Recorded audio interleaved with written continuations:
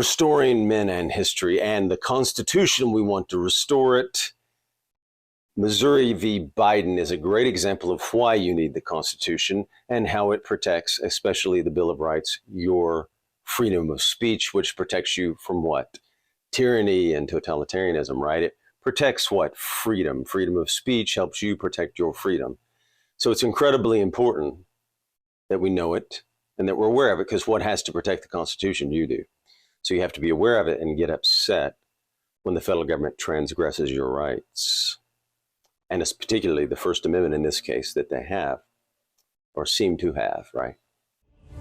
If you like this video and the mission, please like, share, subscribe, comment. It helps the algorithm. Thank you. So let's look at Missouri v. Biden. And this article is from thespectator.org. Who wrote it? We'll read a little bit of his, David Petron. And look, if you're moving away from free speech, what's happening? You move away from free speech over here. This is the freedom side. We'll call this the freedom side of the equation. And you're moving to what? Tyranny. You move away from free speech, you move to tyranny. You move away from free speech and freedom, you move to totalitarianism, right? So who to look at? Who look at is trying to squelch your freedom from the federal government? Which agencies, which entities from the federal government are willing to do that? Because the First Amendment, and we'll read that First Amendment in a minute. But let's go into this. He starts with the First Amendment is under assault by the very people entrusted to protect it. Well, hold on a second. George Mason would argue to him that they knew the federal government would try to come after your rights, try to come after the states' rights, and try to usurp power. George Mason, Patrick Henry. That's why they wanted the First Amendment put in, to protect you, the people, and the states from the federal government, so that the federal government would not infringe freedom of the press, would not infringe your right to speak against the government peacefully. So the anti-federalists knew the government and predicted that they would try to take power. So over here you have people trying to take power, totalitarians, and what do they want to do? Squelch your free speech. That's what this is about. So your freedom side and anti-freedom side. Freedom side, and it's not a party. It's not about that. It's about freedom versus anti-freedom. Freedom versus power, control, tyranny. Anybody, and look at the people and the agencies that want to shut down or censor you. Censorship. And I think this article is called what? Censorship is more dangerous than disinformation. July 9th, 2023. So let's go on. So the point is, the Anti-Federalists knew this would happen. They predicted it. Patrick Henry in his big speech at the ratification. Remember, what are we looking at? We want to defend and restore the Constitution that was ratified with amendments. So we're always about restoring the Constitution, which we believe, along with some other factors, will restore the Republic. So restore the Constitution, restore men, restore the Republic. The Biden administration and the corporate media removed any doubt about this. And this is interesting. This was done on, get this date, you can't, July 4th. A July 4th ruling. Phenomenal Independence Day. When all these founders, these great men, were fighting for freedom. Standing for freedom. And that's what you have to do today. Your freedoms are under attack. By U.S. District Court Judge Terry A. Doughty. Evidence revealed during the discovery process in Missouri v. Biden convinced the judge that administration officials, administrative state, always watch out for the administrative state, illegally, and you could add probably unconstitutionally, right? That's what it's about, the First Amendment. So unconstitutionally. Pressured social media platforms to censor disfavored views.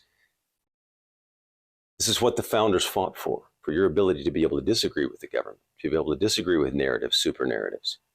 They want to push a narrative. We get to hear all the evidence. We get to hear other viewpoints. That's a republic, if you want to keep it. Doughty issued a 155-page opinion. We might read a bit of the front of it because it was pretty good about the founders and it had comments from them. And maybe we'll come back and go into the report in detail, the 155 pages. And an injunction prohibiting federal officials from, quote, pressuring or coercing social media companies in any manner to remove, delete, suppress. Have you guys out there been suppressed, any of you? Do you think your posts have ever been shadow banned? Do you think there's a problem with this? Do you think it's important to have free speech? These are the questions. Or reduce posted content of posting containing protected free speech. Remember, The First Amendment was meant to what? Restrain who? Federal government. To protect whom? You. So, restrain whom? The federal government. Protect whom? You. The White House's response to Judge, and this is this is amazing because this is happening. Again, look at the patterns, and we do this. It doesn't matter whether this is dated or next year when you read this, when you watch this, because what we're establishing here are constitutional patterns of abuse. And if you lose the Constitution, you lose your freedom. It's important. Why we need a Constitution, why we must restore the Constitution. The White House's response to Judge Doughty's injunction was generally dismissive. Not a surprise, not a shock. As Press Secretary Karine Jean-Pierre phrased it on July 5th, right away, quote, "We are going to continue to promote responsible actions to protect public health, safety, and security when confronted by challenges like a deadly pandemic and foreign attacks on our election." Of course, they're not going to admit fault, right? The Biden Justice Department asked the court to stay the injunction. Of course, they're all operating together. Instead of the Biden Justice Department deciding to protect the Constitution, they're doing this. Asked the court to stay the injunction, characterizing it as ambiguous and vague. It wasn't ambiguous and vague. I read it, part of it, to what the injunction does not prohibit. The last claim is false. He says that too. In reality, Judge Doughty explicitly designates 8 crucial interactions with social media companies that are not prohibited by his injunction. Okay? This brings us to disingenuous claims made by the corporate media. So what are we doing here? Corporate media, government, when they're working together, that should be alarming, right? Concerning the injunction, the Washington Post, for example, suggests that Doughty has undone years of legal cooperation between the government and social media. For more than a decade, the federal government has attempted to work with social media companies to address criminal activity, including child abuse, but that's in his, he didn't write an injunction against that. That's not the fact. In fact, the first item on the list of interactions not prohibited by the injunction states that, he says, okay? But he's still been attacked from far left publications such as The Nation. Doughty was appointed to the bench by President Donald Trump in 2017. He announced at the onset that plaintiffs approved their claims. Quote, "The present case arguably involves the most massive attack against free speech in the United States history." This is the judge. How likely is Doughty to find this case to be proven? Well, this is likely. During the COVID-19 pandemic, a period perhaps best characterized by widespread doubt and uncertainty, the United States government seems to have assumed a role similar to, and I like this quote, we're getting in this too a lot lately, by the way, 1984, Orwellian Ministry of Truth.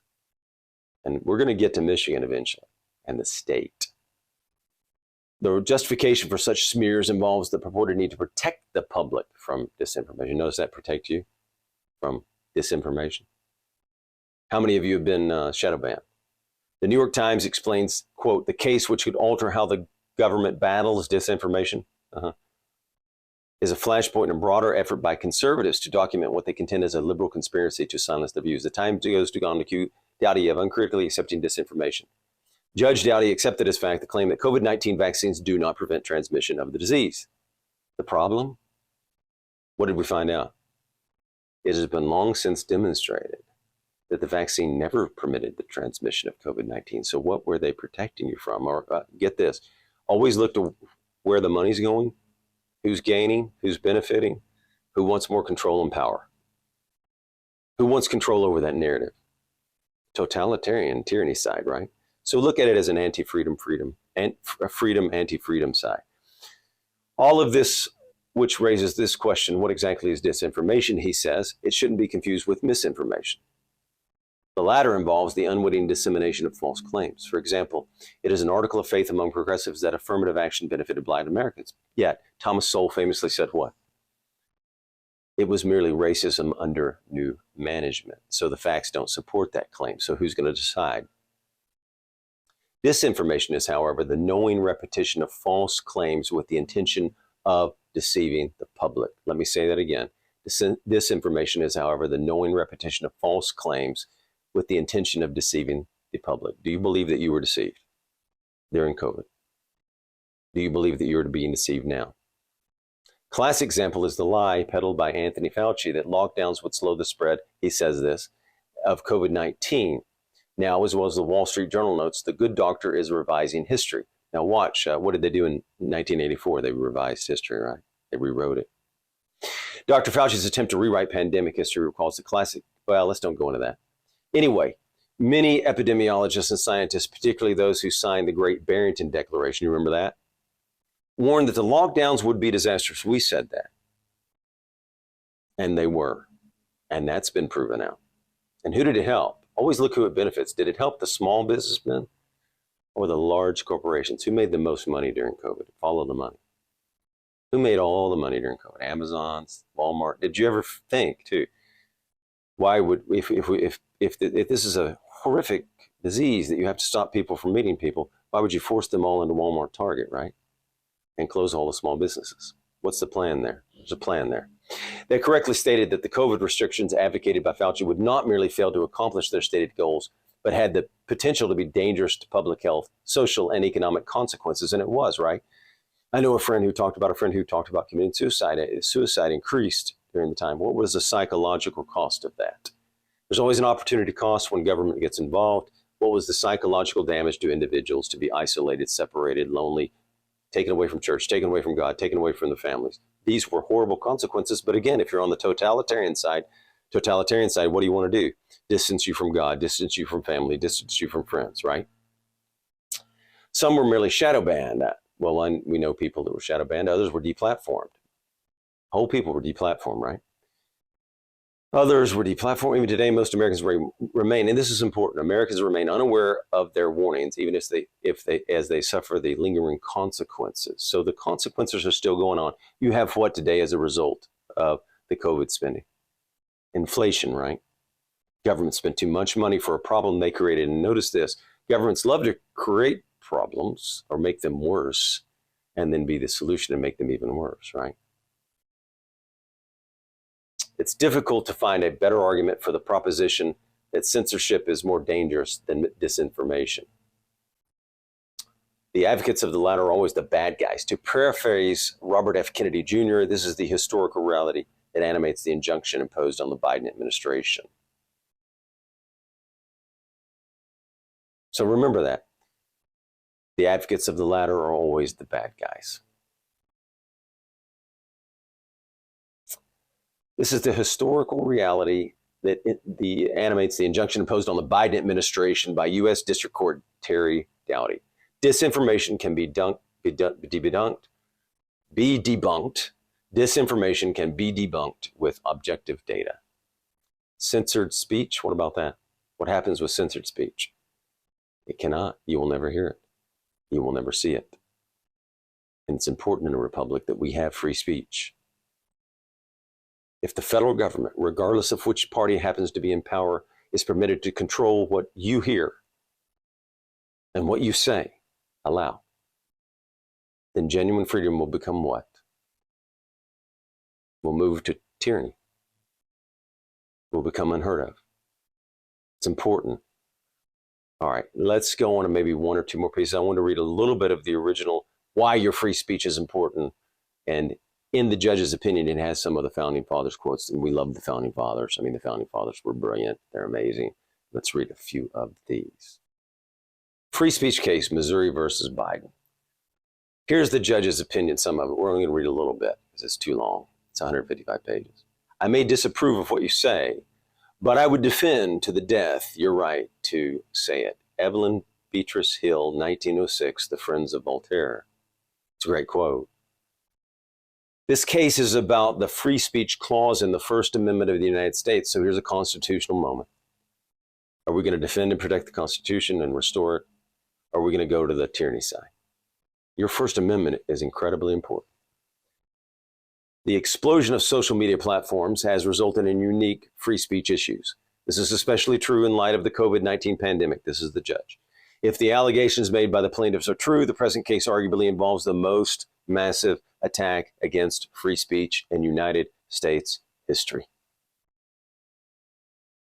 And their attempts to suppress alleged disinformation, the federal government, and particularly the defendants named here, are alleged to have blatantly ignored the First Amendment right to free speech. George Mason and the founders fought for this. They wanted that Bill of Rights put in for your freedoms to protect you from the federal government. Although the censorship alleged in the case almost exclusively targeted conservative speech, the issues raised here and go beyond party lines. That's true. Not a Republican Democratic issue. This is a freedom, anti-freedom issue, freedom tyranny issue.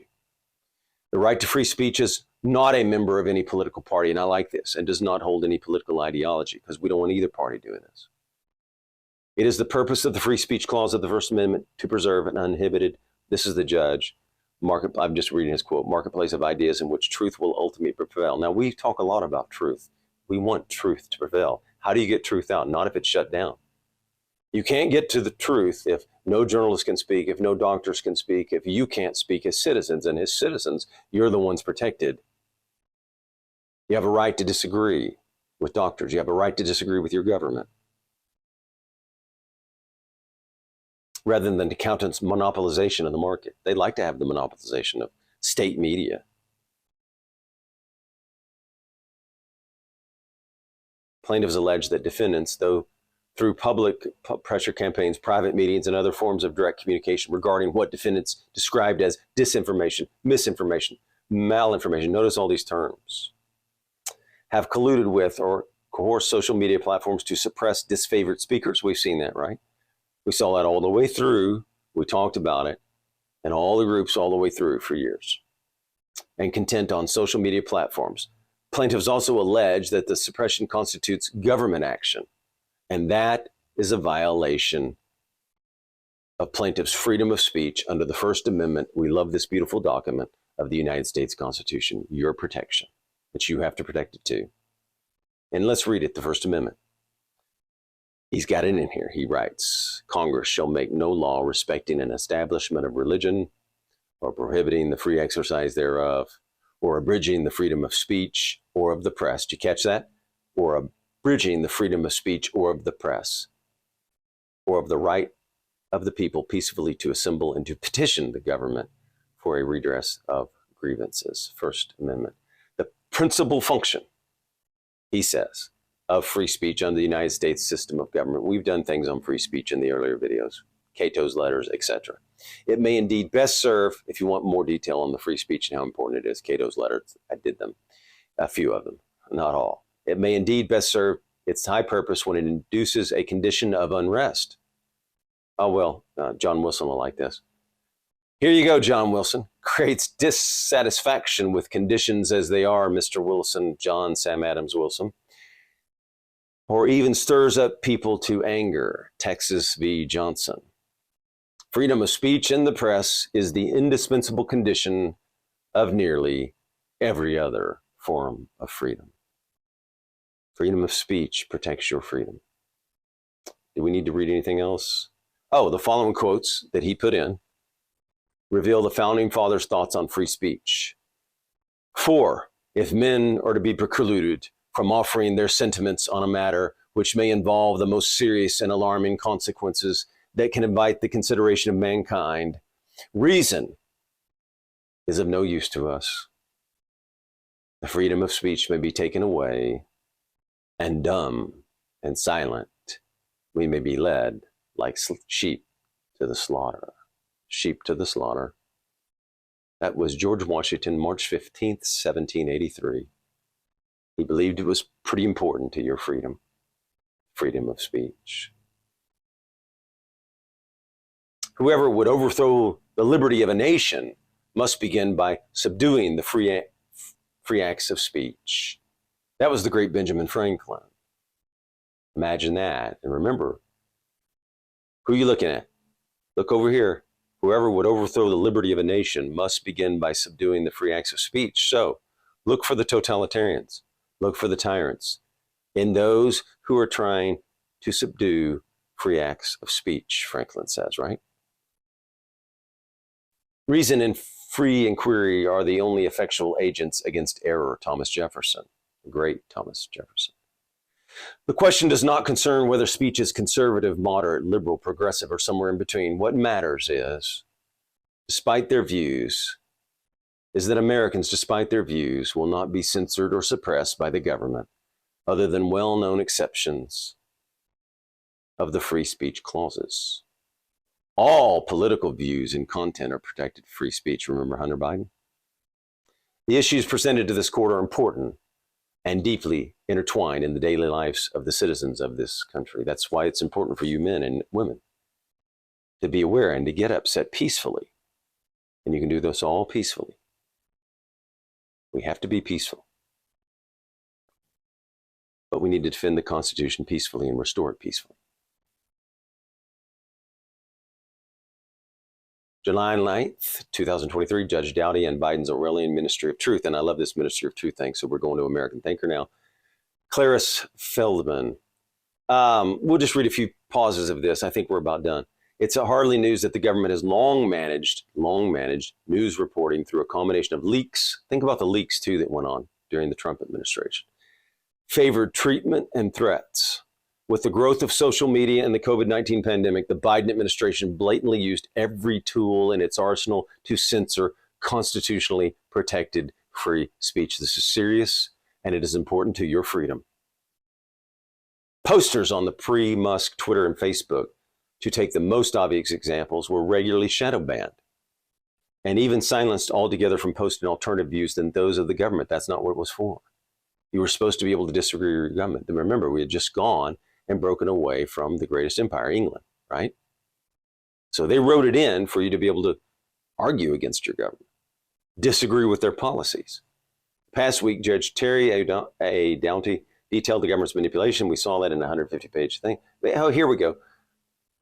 Now here's what's important. It's not just one or two or three or four or five or six or seven people. Look at what he calls out here. He enjoyed agencies, officers, employees from HHS. They're supposed to be protecting you in theory, not gaining power. NAIAD, we know where that is. CDC, FBI, DOJ, White House, OMB, DHS, DOS is from continuing their practices. Those practices, which the judge characterized as almost dystopian, I like that too, include flagging posts and urging, encouraging, pressuring, or inducing any manner for removal, deletion, suppression, or reduction of content containing protected free speech, your speech. Your right to say what you wish. Your right to disagree.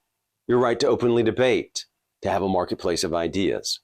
It also bans their working with the Election Integrity Partnership, the Virility Project, the Stanford Internet Observatory, or like project or group for the purpose of urging suppression or reduction of content posted with social media companies containing protected free speech. The public officials have threatened, now this is really bad, this one I'm getting ready to say this. The public officials had threatened the social media companies with adverse consequences for non-compliance. Now this is amazing, including reforming Section 230. Now they want to keep 230, and it would be especially harmful to startups. Immunity, antitrust enforcement. This is a big threat, antitrust enforcement. We've got China to compete with in the world, these companies. To Section 230 immunity, we need that. Antitrust enforcement, increased regulations if they fail to comply, increased regulations. See the threats, the intimidation here? They're not supposed to be involved in protecting their narrative to support the government in terms of creating a super narrative or narrative that they want to push or protecting their next election. They're not supposed to be able to protect their next election, to control speech from the federal government and prevent you from disagreeing. It's clear that those tactics allowed the Biden administration to suppress free speech through proxies, where to have done so directly would have resulted in more immediate scrutiny and judicial halt. So we can maybe go into this memorandum later at another time. It goes through, it's a well-documented history of the administration's unconstitutional control of information, right? Federal government can't unconstitutionally control information. We want this Constitution. Many, many problems in the United States can be fixed if we just restore the Constitution that was ratified with amendments. While a great deal of the suppression concerned COVID-19's origin, the government response and treatments, the judge found it very wide-reaching. Suppressing the Hunter Biden laptop, and we've talked about this, we know prior to the 2020 election interference, and we know that people would have voted differently. They've told them, they've said they would have voted differently had they known the details of Hunter Biden. We've also seen the Twitter files. We know what happened. Federal government suppressing information, breaking the First Amendment. In theory, it can be proven here with the Twitter files. So it seems federal government broke the First Amendment, right? It seems that way, doesn't it? Suppressing free speech about the lab leak origin, remember that? The efficacy of masks, remember that? We talked about that all in the groups 2020, 21. Lockdowns, the vaccines, suppressing free speech about the integrity of the 20 election. Remember how that wasn't allowed to even be discussed? This is amazing. You want to have faith and trust in the United States elections. So why would we not want to talk about it and make sure they're secure? Who, by the way, would not want to make sure elections are free, fair, honest, and that you, the people, know that it's free and fair? Who would try to shut that down? That'd be the tyranny totalitarian side, wouldn't it? Right? Look at all that went on that. Why would you want to shut that down? Why would you be afraid of a debate? If you have the truth, you're not afraid of a debate, right? Let's go back to truth. If you have the truth, you're not afraid to debate. If you don't have the truth, you want to shut it down. So it's suspicious. To be sure, the government has some legitimate purposes in monitoring posts which are not violative of the free speech. So he goes through some of the things you're allowed to still do, informing social media companies of postings involving criminal activity. Okay, let's don't go through all these. This would be long. This is merely an injunction that is effective only under a full hearing order in the case. So it's not proven yet. This is alleged that they broke the Constitution, alleged that they broke the First Amendment, right? But it looks pretty good, right? We saw the Twitter files, so they look very suspicious in the federal government over there, don't they? And we don't want it to happen. Nevertheless, the administration finds so threatening the minimal limit on this power to shut down that they filed an immediate appeal.